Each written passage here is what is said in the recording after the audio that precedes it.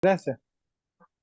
Comenzamos este nuevo episodio de Hitos de la Historia. Hoy día nos congrega un libro que yo diría es un libro vivencial, pero también es una buena mirada sobre lo que ha ocurrido en Chile durante los últimos 50 años. Mauricio Baibel es nuestro invitado de hoy, es autor del libro El País del Silencio, una historia personal, pero que también muestra la historia de Chile a lo largo de estos últimos 50 años. ¿Cómo está, Mauricio? Gracias por aceptar la invitación. No, gracias a ti, Armando, por la invitación y por poder hablar justamente de lo humano, de lo político, de lo social, del pasado, del presente y en parte quizás también del futuro, ¿no? Así es, pues, El País del Silencio es este libro del periodista Mauricio Baibel que nos acompaña hoy día, como decíamos. Y al inicio te quiero preguntar, porque es un libro, obviamente, de una historia personal, que es tu historia, pero ¿en qué momento decides escribirla, contarla, o decides contarla finalmente a través de esta publicación?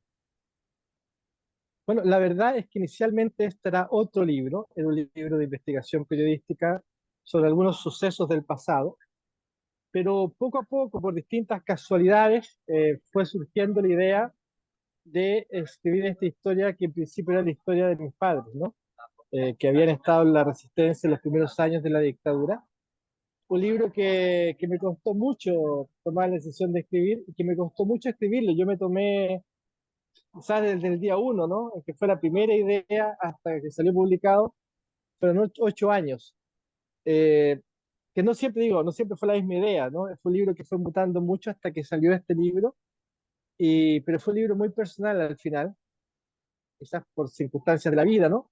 Y que no fue fácil encontrar la voz del libro, que es distinta a la voz de mis textos más periodísticos, y encontrar ese, no sé si lo compartes tú, te lo pregunto, ¿no? Pero es un libro que transcurre entre el pasado, el presente y el futuro como si fuera un solo tiempo, ¿no?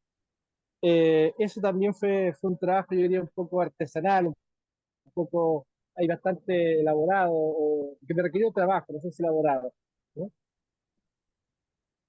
Y en ese sentido, a- contextualicemos el libro, por así decirlo, porque claro, es la historia de tu papá, José Weibel, y también es la historia de mucha gente que sufrió lo mismo y que sigue sufriendo lo mismo. Tú lo decías, claro, es un libro que mezcla estas tres partes, ¿no es cierto? Pasado, presente y futuro.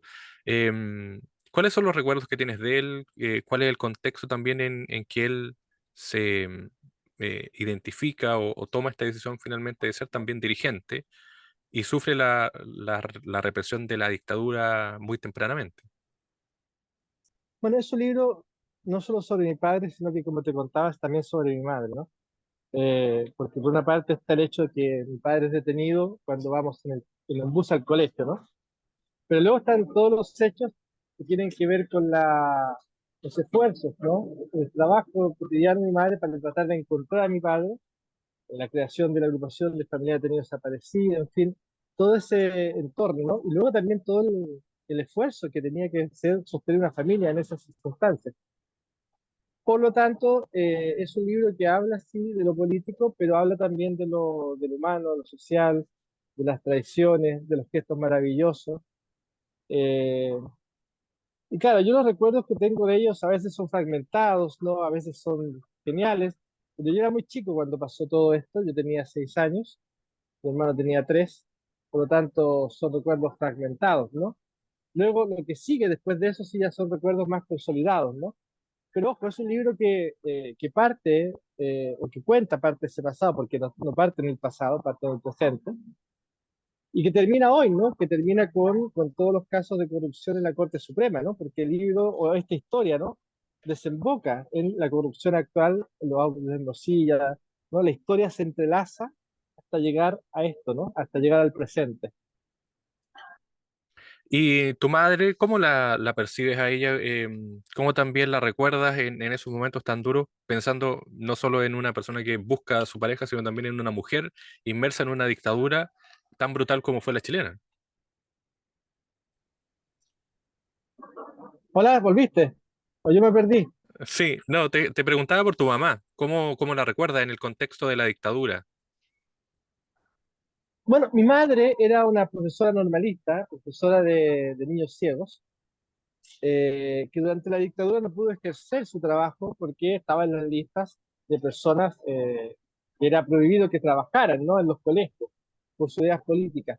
Pese a que ella hacía clases a niños con deficiencias mentales o niños ciegos, ¿no? En fin.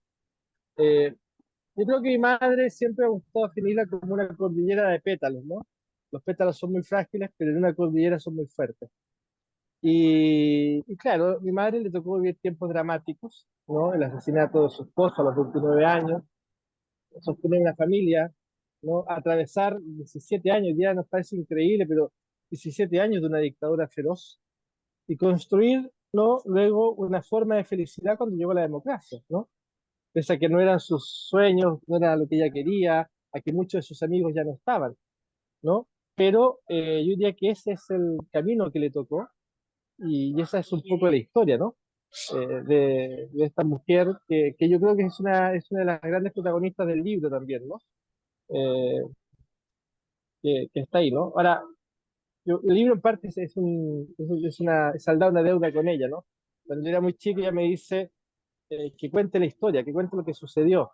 Y a mí me parecía que era una torpeza contar una historia tan pequeña, ¿no? Y con el tiempo uno se da cuenta que todas las historias merecen ser contadas, ¿no? Que de hecho la historia de nuestra familia había sido contada en varios libros, ¿no? Por otras personas, por Mónica González, por Nona Fernández, en fin, distintos elementos de nuestra historia habían sido contados por distintos libros. Y quizás faltaba nuestra voz, quizás faltaba contarla en primera persona, ¿no? Pero también me pareció siempre que para que fuera un buen libro tenía que ser una historia, un testimonio, pero con mucha reflexión también sobre lo que había sucedido, ¿no?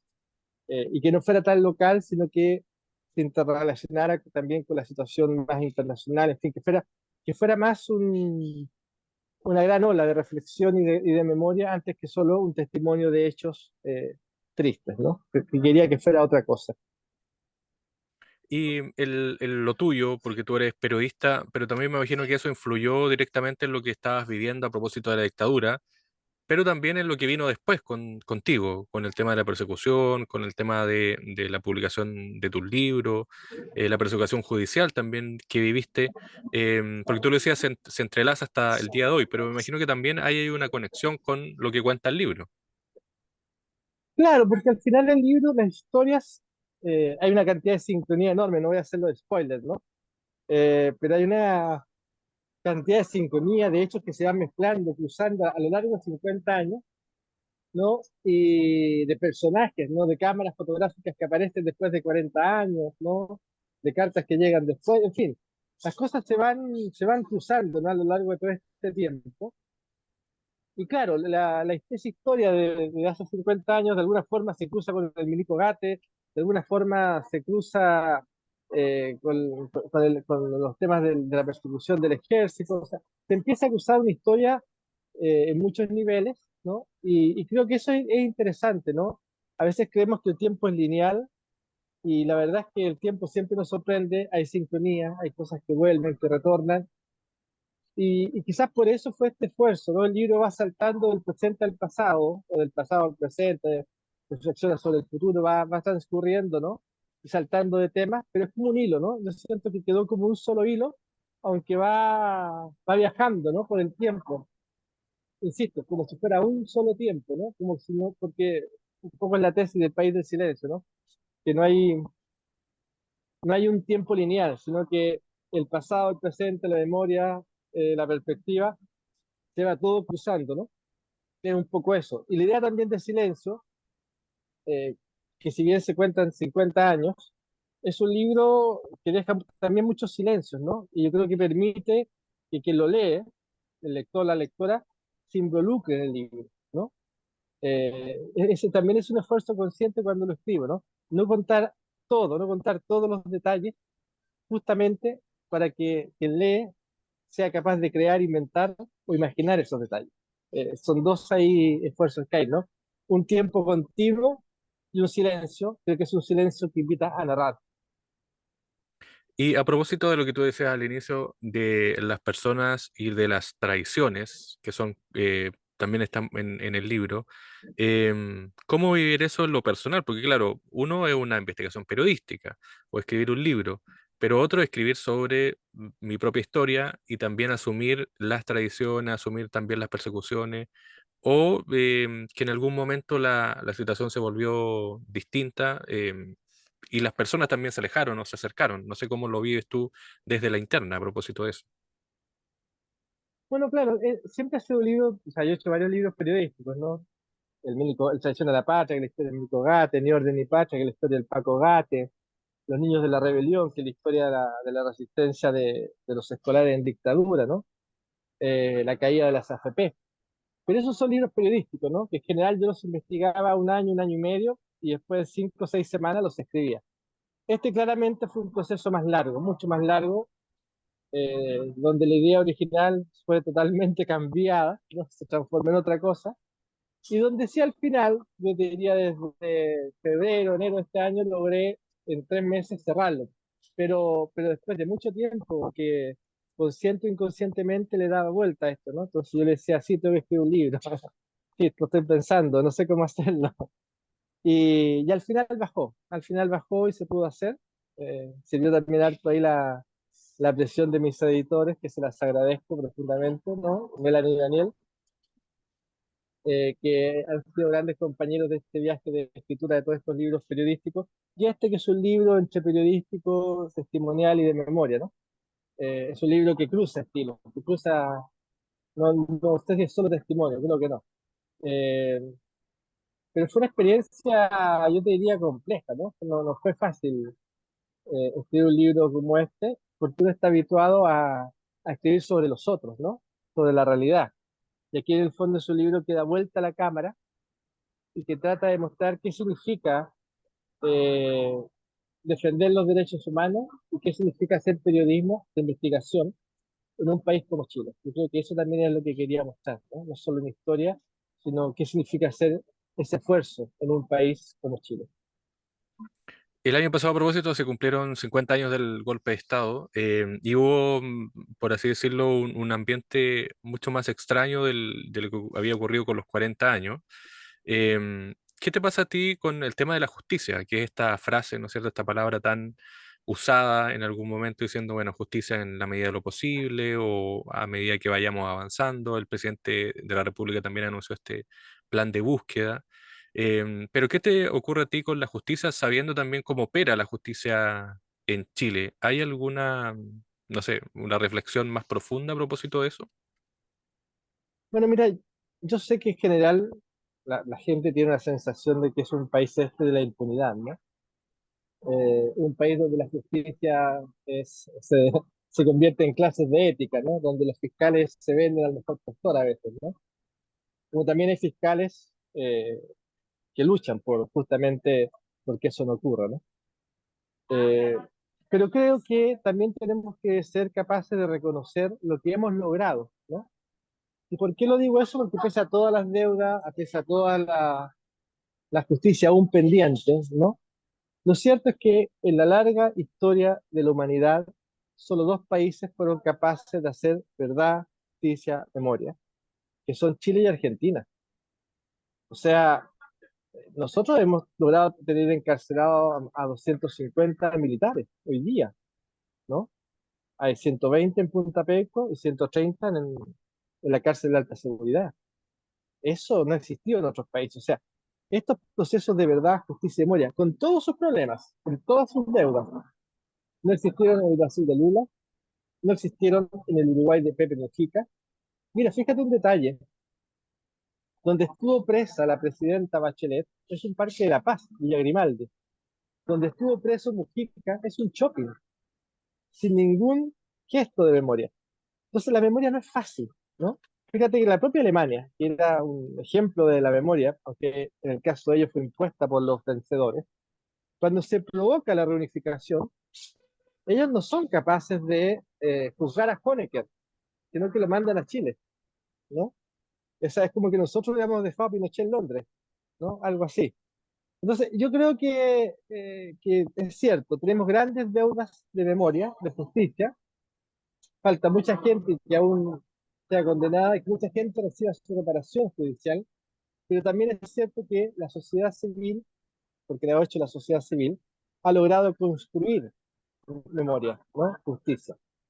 A veces con batallas enormes, ¿no? Hace unas semanas atrás, la Corte Interamericana de Derechos Humanos, por ejemplo, obliga al Estado chileno a revertir todas las condenas por la media prescripción, ¿no?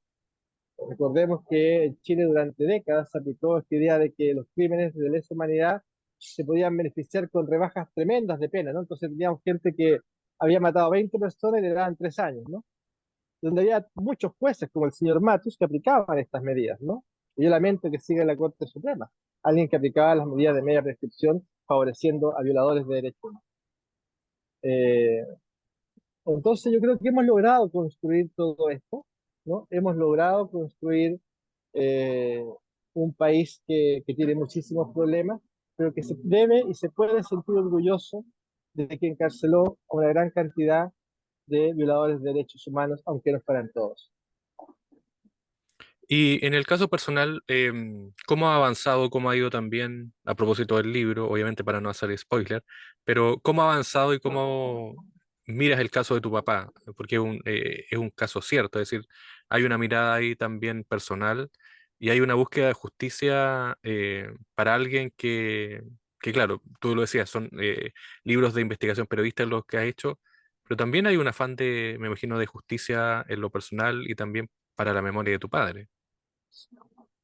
Claro, efectivamente, tienes toda la razón, porque la justicia tiene una parte que es la parte jurídica, ¿no? Hay un tribunal que dicta una sentencia, que en el caso de mi padre ocurrió el año pasado, ¿no? Se dictó por fin la sentencia después de 46 años. Y en el caso, pero también hay una reparación que es social, ¿no? Cuando el discurso de la justicia, cuando el discurso de la verdad, el discurso de la memoria se instala también y se reconoce lo que ha sucedido, ¿no? Hay dos tipos de justicia. La justicia del tribunal y otra es la justicia de la ética social, ¿no? Yo creo que eso también es importante. Y quizás por eso, ¿no? Porque para uno como familia es importante contar la historia, quizás por eso es que yo he contado esta historia, ¿no? Que insisto, una historia que estaba contada en muchos libros, pero eh, que es primera vez que la contamos en primera persona, ¿no? Es un poco eso. Y a propósito del futuro, ¿cómo miras tú este tema a 50 años además del golpe de Estado? Un tema que cada vez que vuelve o que se ha mantenido tiene también una carga y una significancia muy, muy relevante. ¿Cómo lo miras hacia el futuro? ¿Cómo lo miras también con estas nuevas generaciones? Con este Chile que parece que en algún momento había cambiado, pero no cambió tanto. Bueno, yo creo que a mí a veces me preocupa que estas nuevas generaciones que ocupan puestos de poder sean un poco inconscientes de lo que costó y de lo excepcional que ha sido construir verdad, justicia y memoria, ¿no? A mí cuando, por ejemplo, Carol Cariola le pide a los familiares, ¿no? O a las personas que bajen las fotos de dónde está, me provoca un poco de vergüenza, ¿no? Un poco de sazón. Creo que la forma en que se quedaron los 50 años también el año pasado fue una forma totalmente naif, ¿no? Que me parece también un error. Porque creo que los países tienen que tener la capacidad de decir, mire, no vamos a aceptar que nunca más militares violen mujeres, que nunca más militares maten niños, que nunca más haya tortura en el país. Eso hay que decirlo en voz alta. Porque creo que también, ¿no? Ese gran trabajo de memoria de verdad y justicia permitió, por ejemplo, en el estallido, que eso no terminara en una masacre militar. Porque los militares efectivamente, y lo dijo el general, no estamos aquí para la guerra, ¿no? Soy un hombre feliz, no estoy en guerra con nadie. Y esa frase a mí me pareció muy importante. Me pareció muy importante porque significaba que, al menos en ciertos aspectos de la sociedad, existía la conciencia de que los problemas de la democracia se arreglan con la democracia, ¿no? Y yo la verdad lamento ciertos gestos que hay últimamente, ciertas torpezas, ¿no? De un lado y otro, para entender lo importante que es abrazar la democracia, abrazar los derechos humanos, abrazar la dignidad y no ceder bajo ningún punto de vista a los discursos del odio, a los discursos negacionistas, Eso no puede ser, ¿no? Eso no puede ser. Y tú como periodista, ¿cómo miras el periodismo a propósito hoy día, hablando de este tema, y centrándolo también en el Chile del siglo XXI? Porque claro, miramos para atrás, el periodismo era diferente o había censura, qué sé yo, pero hoy día donde los temas se pueden hablar o los podemos conversar, no sé si el periodismo está a la altura o ha estado a la altura también de la discusión para ponerlo sobre la mesa. Bueno, yo trabajo el CIPER, que creo que esté más a la altura, pero a ver, creo que existen muchos tipos de periodismo, ¿no? Yo creo que el buen y mal periodismo por igual tienen derecho a existir, ¿no? Es parte de la libertad de expresión. Creo que en el lado del periodismo de investigación en América Latina está en uno de sus mejores momentos en términos de calidad periodística, de investigación, el periodismo de investigación. Pero al mismo tiempo está enfrentando tremendas amenazas, ¿no? Yo trabajo mucho con UNESCO, me toca meterme en estos temas, y el periodismo está enfrentando asesinatos, ¿no? Sobre todo en México, Centroamérica, también en parte como Paraguay, ¿no? La Amazonía. Está enfrentando acoso, está enfrentando arrestos, está enfrentando espionaje militar, eh, en fin, una serie de amenazas en toda América Latina que son muy complejas, ¿no? Por lo tanto, hay un periodismo de investigación que hace un gran trabajo, cada vez más vibrante, con mejor calidad, ¿no? Pero al mismo tiempo está muy amenazado porque las democracias están muy débiles, ¿no?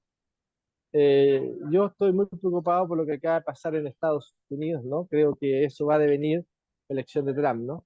Va a devenir en una precarización de las democracias latinoamericanas, en un auge de los discursos autoritarios, ¿no? De este desprecio por las formas democráticas. Y creo que, por lo tanto, vamos a tener que defender la democracia de mucha fuerza y defender con mucha fuerza también la libertad de expresión, que no es lo mismo que el derecho al discurso de odio, ¿no? Eso no existe. Pero hay que defender la libertad de expresión porque justamente es la libertad de expresión que ejercemos, por ejemplo, los periodistas, las periodistas, la que nos permite exigir los demás derechos humanos, ¿no? Por eso se suele decir que de todos los derechos humanos, salvo el de la vida, ¿no? Pero la libertad de expresión es el más importante porque nos permite demandar, ¿no? Los demás derechos. Yo estoy preocupado, creo que vienen tiempos difíciles para el periodismo, para la democracia y también para los derechos de las mujeres. Creo que viene un momento muy complejo. ¿Y qué le diría a los jóvenes hoy día a propósito de tu libro, o gente que está buscando lectura o que no necesariamente conoce, por así decirlo, tu trabajo investigativo, pero también este libro más personal? ¿Cómo presentarlo también a la gente que hoy día quiere saber o quiere conocer más detalles de lo que ha ocurrido en los últimos 50 años? Bueno, yo le diría que no es un libro solo personal, sino que es un libro social, que es un libro sobre lo que sucedió o dejó de suceder a sus familias o a las familias de sus amigos. Es un libro sobre lo que sucedió en el país. Es un libro de lo que ha sucedido en otros países, ¿no? Porque el libro viaja por muchos países, el libro viaja por muchas historias, ¿no? Aunque mantiene un hilo conductor.